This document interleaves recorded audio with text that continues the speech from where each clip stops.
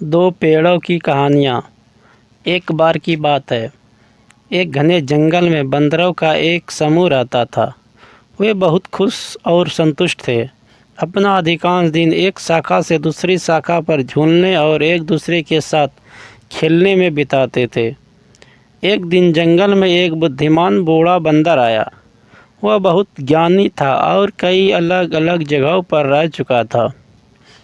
अन्य बंदर उससे मिलने के लिए उत्साहित थे और उन्होंने उनसे अपनी बुद्धि का साझा करने के लिए कहा। बुद्धिमान बूढ़े बंदर ने एक पल के लिए सोचा और फिर कहा, मैं तुम्हारे साथ दो पेड़ों की कहानी साझा करूँगा। कहानी सुनने के लिए उत्सुक बूढ़े बंदर के पास बंदर इकट्ठे हो गए। जंगल में दो पेड़ अगल बगल उगे हुए थे।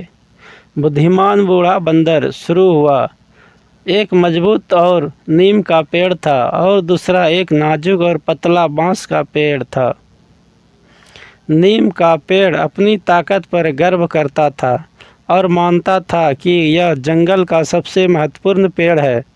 दूसरी ओर बांस का पेड़ विनम्र था और जानता था कि वह नीम के पेड़ जितना मजबूत नहीं था, लेकिन वह संतुष्ट था। उसके पास क्या था?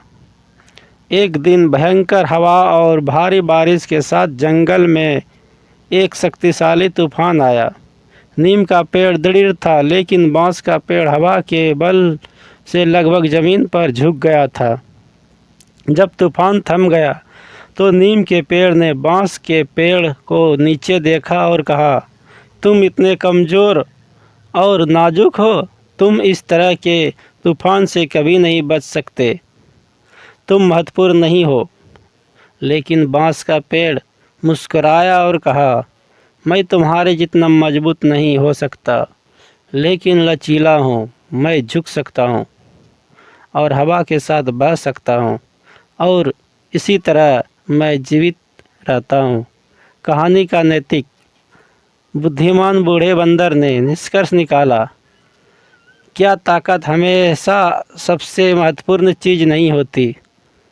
कभी कभी बांस के पेड़ की तरह लचीला और अनुकूलित होना बेहतर होता है।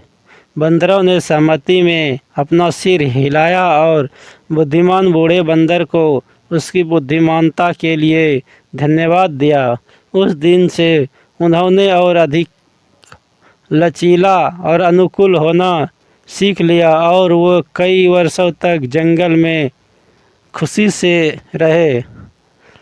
अगर वीडियो अच्छा लगे हो तो चैनल को सब्सक्राइब करें और वीडियो को एक लाइक ज़रूर करें।